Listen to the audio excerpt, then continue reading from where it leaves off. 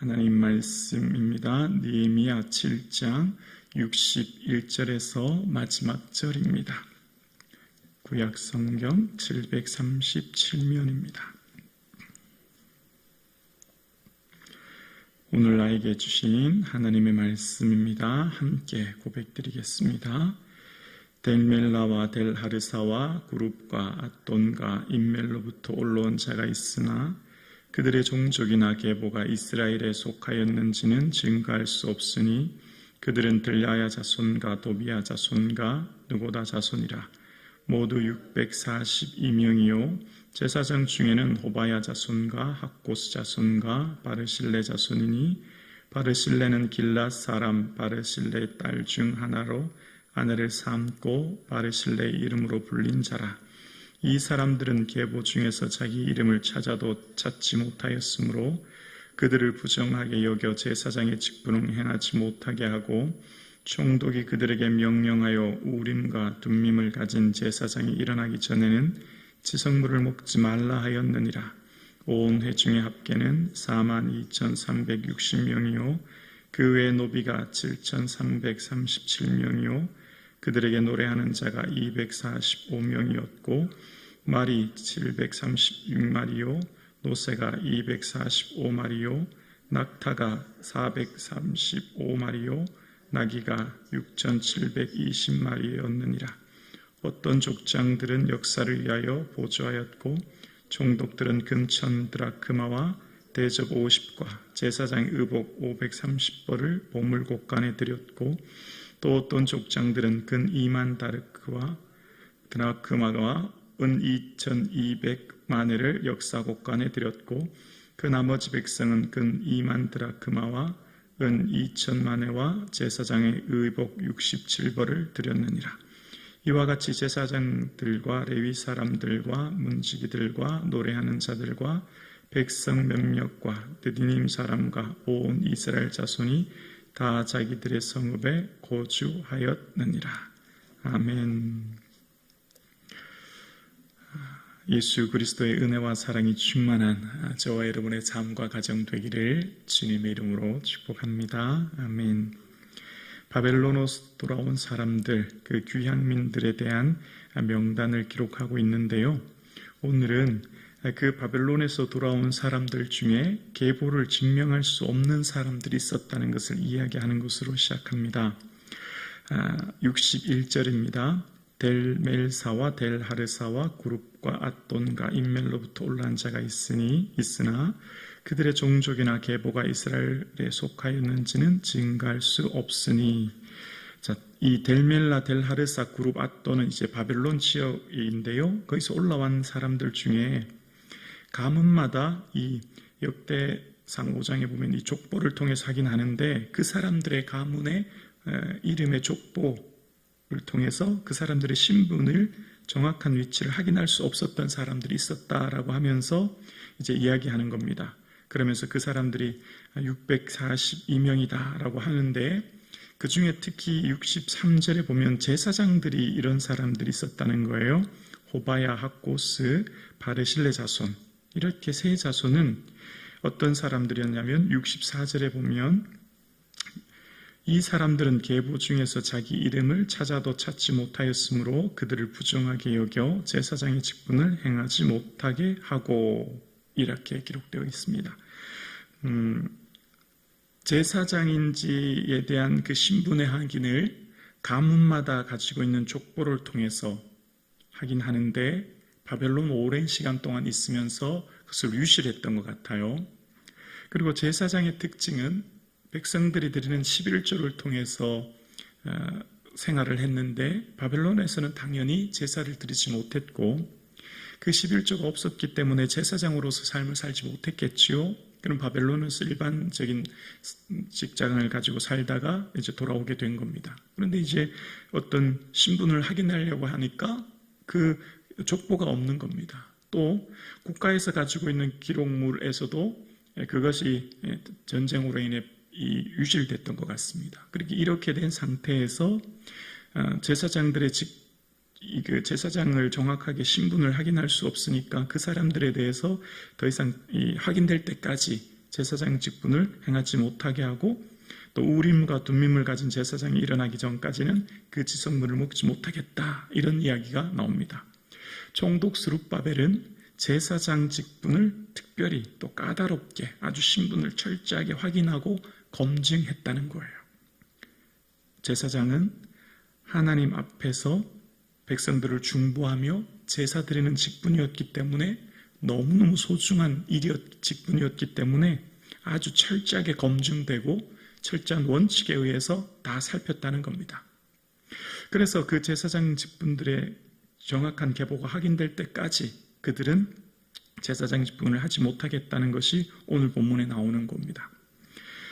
하나님께서 세우시는 하나님의 사람들, 그 철저한 원칙에 의해서 세워져야 하고, 그 하나님의 사람들에 세워지는 사람들은 하나님께서 매우 까다롭고 또 엄밀하게 보고 계시는 것을 이야기합니다. 우리는 디모데에 보면 바울을 통해서 집사를 세울 때 여러분 기억나십니까? 한 아내의 남편이 되어야 하고 또 자녀와 자기 집을 잘 다스려야 되고 또 정중하고 일구이원하지 않고 술에 임박히지 않고 더러운 일을 탐하지 않는 자, 이런 내용들 보게 됩니다.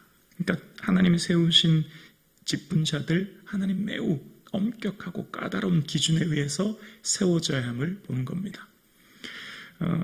이렇게 선배 목사님들 얘기를 들어보면 과거에 서리 집사를 세울 때도 11조를 하는지, 예배를 출석을 얼마나 하는지, 또 기타 봉사를 어떻게 하는지 철저하게 보고 세웠다는 거예요. 안수 집사가 아니라 서리 집사 말입니다. 그러니까 1600, 70년대 교회가 막 성장하고 교회가 세워질 때는 교회에 어떤 직분을 세우거나 어떤 일을 맡길 때 철저하게 했다는 겁니다. 무슨 말이죠? 왜 서리 집사 세울 때 11조나 예배나 봉사를 받다는 것이죠? 그만큼 성도들을 철저히 훈련시켰고 철저하게 하나님 앞에 서도록 했다는 겁니다. 제가 이제 그런 선배 목사님들 얘기를 들으면 좀 부끄럽습니다. 왜냐하면 저는 좀 성도님들이 너무 힘드니까 할 수 있으면 좀 편하게, 좀 어렵지 않게 성도님들 하고 싶은 게 제 생각이라 들거든요. 그런데 정말 뭐가 성도님들을 위한가? 진짜 그 성도님을 위한 것이 뭔가를 생각하면 그 선배 목사님들이 하는 것이 맞죠. 원칙을 정확하게 세우고 예물, 봉사, 예배 철저하게 지키게 하는 게 맞죠. 그게 교회 성도님을 위한 겁니다. 근데 어떻습니까? 저 같은 목사들은 좀 힘드니까 웬만하면 세워주고 웬만하면 좀 부담 덜 주고 뭐 자꾸 예물 강조하고 봉사 강조하고 얼마나 힘들겠나. 근데 이게 결코 좋은 건 아닙니다. 여러분 어떻습니까? 이게 좋은 걸까요? 이게 값싼 은혜가 될 수 있는 거예요.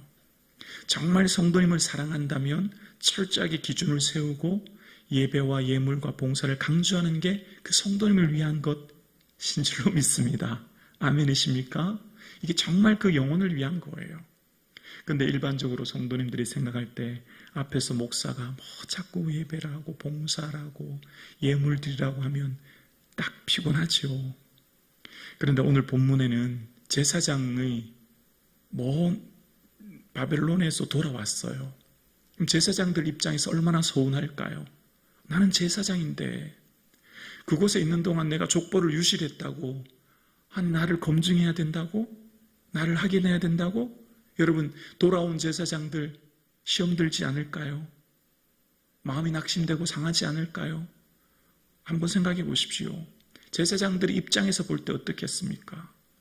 그 먼 곳에서, 그곳에서 정착해서 뿌리 내리고 주거, 교육, 직장 모든 건 내버려 두고 하나님 일하기 위해 온 사람들 아닙니까?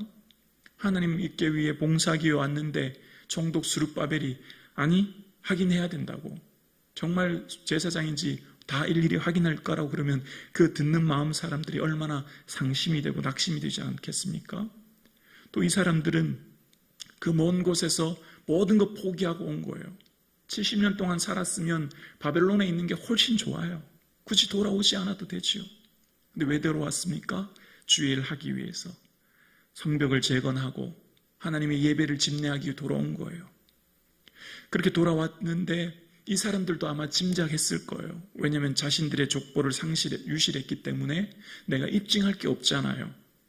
돌아가도 국가기관에서 이미 나라가 멸망했기 때문에 입증할 수 없다는 거 그들도 알았겠지요. 그러나 그들은 내가 제사장으로 인정받지 못해서 내가 혹 돌아가서 아주 비천한 직업으로 일을 하든 나는 돌아가겠다. 이게 이들의 믿음이었습니다. 호바야, 학고스, 바르실레 이 자손들은 그 마음을 가지고 온 거예요. 여러분, 우리가 주일을 할 때 사람들이 나를 인정해 주든 인정해 주지 않든 그리 아니하실지라도 내가 오늘 예배드리고 기도하는데 당장 내게 보여지고 만져지는 환상과 능력과 응답이 있든 없든 내가 지금 하는 일 속에서 때로는 내 계획대로 일이 되지 않을지라도 주님 기뻐하시는 일이라면 이 길을 걸어갈 수 있는 지혜가 저와 여러분의 삶 가운데 있기를 주님의 이름으로 축원합니다. 오늘 여기 등장했던 호바야, 학고스, 바르실레 자손들은 이것을 아마 다짐하고 왔을 거예요. 또 자신들이 계보가 없다고 해서 제사장 직분에서 제외되고 제사장 일을 할 수 없는 상황 가운데 놓여 있을지라도 자신들은 특별한 기술이 없기 때문에 아마 바벨론에 있었던 모든 것들 다 포기하고 와서 새롭게 다 일구어야 되는 것을 알면서도 돌아왔을 겁니다.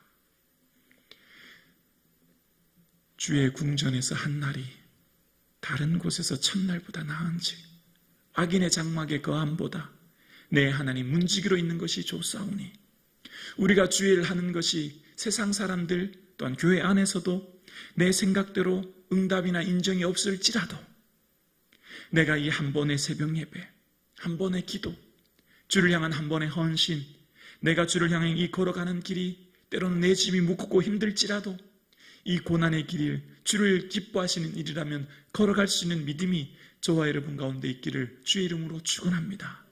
오늘 족보에 기록된 마지막에 기록된 이 제사장 직분 중에 있는 사람들을 이 세 자손들은 그들의 삶에 어떠한 고난이 있을지라도 그 고난을 묵묵히 인내하며 감내하며 돌아왔던 사람들을 기록하고 있습니다. 오늘 함께 예배드리시는 우리 사랑하는 성북중앙 모든 가족들이 사람들의 인정이 없어도 당장의 응답이 없어도 주님 기뻐하시는 일이라면 이 믿음의 길을 지켜낼 수 있기를 주님의 이름으로 축복합니다. 그리고 이 뒤에 돌아왔던 사람들 이제 노비 또 말과 노새 낙타를 기록하고 있고요. 70절에 보면 총독이 드렸던 주의 성벽을 향한 제물, 71절은 족장들, 또 72절은 백성들이 드린 예물들에 대해서 기록하고 있습니다. 무너진 성벽을 재건해야 했고요. 성벽 안에는 집도 제대로 마련되지 않은 상황이고요. 모든 것을 새로 시작해야 되는 상황입니다. 제일 필요한 게 뭘까요? 재물이죠. 재물, 돈입니다. 집도 새로 지어야 하고 학교도 뭐든지 새롭게 다 하려면 제일 필요한 게 재정 아닙니까? 당장 새롭게 다 세워야 되는데 근데 그 예물을 하나님께 드리는 믿음의 사람들을 기록하고 있습니다. 물질 있는 곳에 마음이 있음을 이야기하면서 하나님께 드렸던 믿음의 사람들에 대해서 이야기하고 있습니다. 느헤미야를 보면 느헤미야 3장 성벽공사에 참석했던 사람들 한 줄로 모두가 한 마음으로 성벽공사를 마쳤다라고 기록할 수 있지만 그 사람들의 이름을 기억하고 기록합니다. 오늘 본문도 마찬가지. 돌아온 사람들은 42,360명이었더라 한마디로 끝내도 되죠. 그러나 어떤 자손에서 누가 돌아왔는지 다 기록합니다. 하나님은 우리를 기억하실 뿐만 아니라 우리의 삶을 기록하고 계십니다. 우리는 결국 주님 앞에 설 거예요. 우리의 삶이 주님 앞에 고백드릴 것이 넘쳐나고 아랠 것이 많은 자랑할 것이 있는 이 하루 되기를 주님의 이름으로 축복합니다.